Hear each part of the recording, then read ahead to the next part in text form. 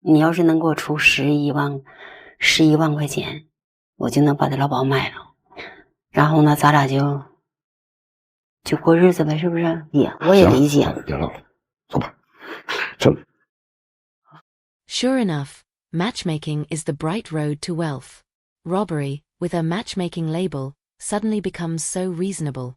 The man who stormed out halfway through this date is Mr. Lee, 58 years old, making a little over 100,000 yuan a year, and he owns a home with no debt. He has been divorced for many years and still has not met the right person, so he signed up for a matchmaking show. Mr. Lee keeps both the inside and outside of his home very clean. Not only is he quick and capable with work, he can also make money. 那一年能挣多少啊？10万8万的。切人工的？基本上。Mr. Lee said that many years ago, he divorced his ex-wife, mainly because back then he could not make money.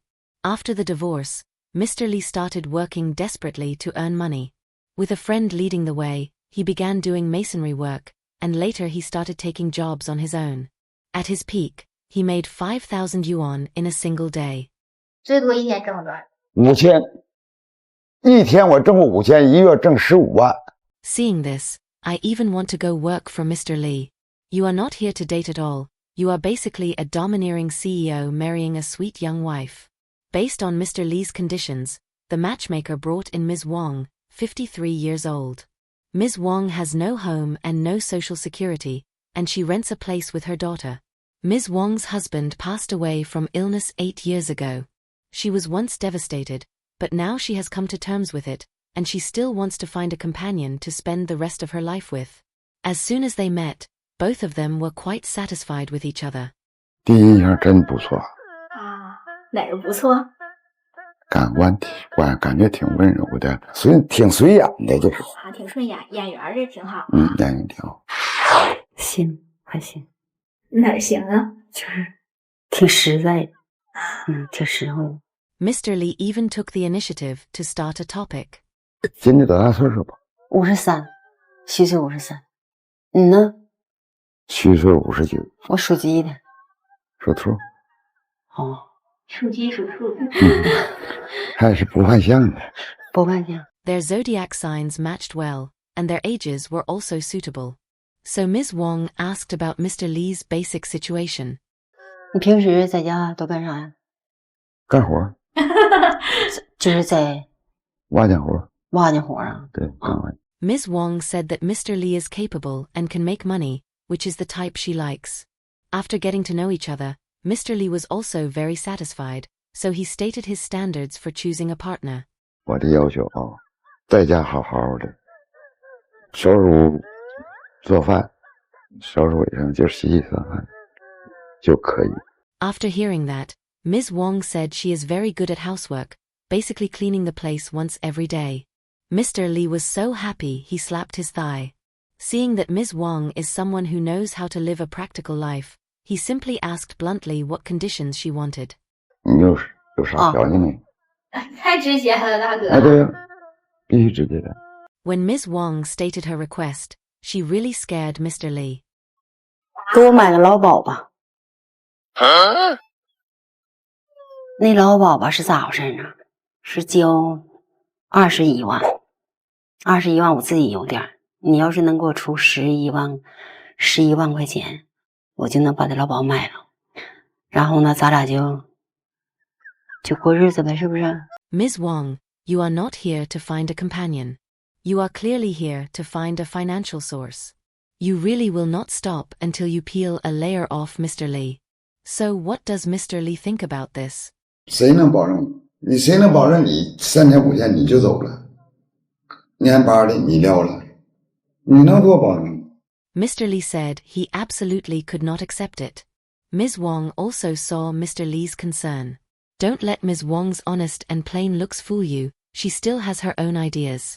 你要说你千万别拿我当别的女人，就是说的婉转的，就是说的不实心过日子，我绝对不会那样式的。或者是呢，你要交不了这个10万块钱呢，你就一个月给我2000块钱存起来。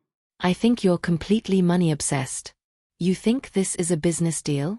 You can even pay in installments? If you're overdue, wouldn't that affect my credit? 属于公司吗？这也不是公司。居家过日子两口子，没有谁给谁存钱。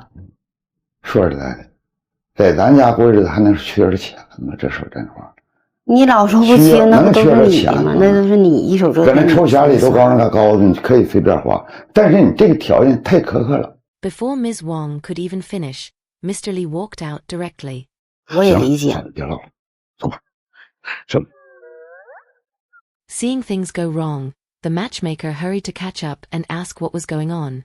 Mr. Lee said, "If you truly want to live a life with me, I will definitely not treat you badly, but asking for 110,000 yuan the very first time we meet, how is that any different from hiring a long-term nanny?" After understanding the situation, the matchmaker went back to discuss it with Ms. Wong.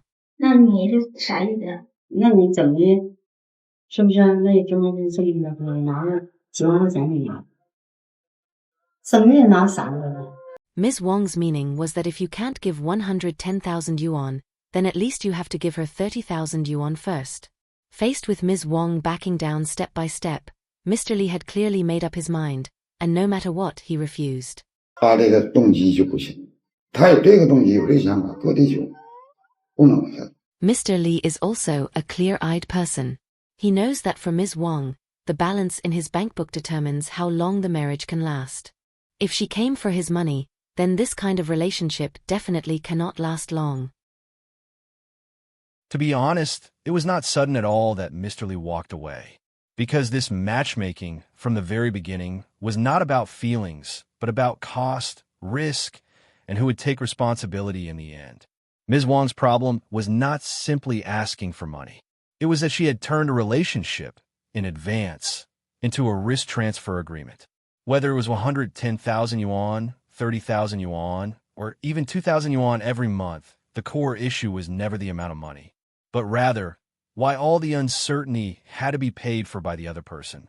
From Ms. Wong's perspective, she is afraid of having no security when she gets old, afraid of loneliness, and afraid that no one will be there to back her up in the future. These worries are real, and they are understandable, but understanding does not mean they are reasonable. From Mr. Lee's side, he is not being stingy, nor is he unwilling to spend money. What he is afraid of is this: the money is paid first, but the feelings never come. The person leaves, and the risk is left entirely to him. This is not a matter of right or wrong. It is that the two of them are operating on completely different underlying logics. One person is looking for a partner. The other is looking for a solution. In the end, people who truly want to live a life together look at the person and plan for the future, not at how much more money they can still pull out of the other person's bank account. So if you were Mr. Lee, facing a choice like this, would you stay, or would you turn around and walk away?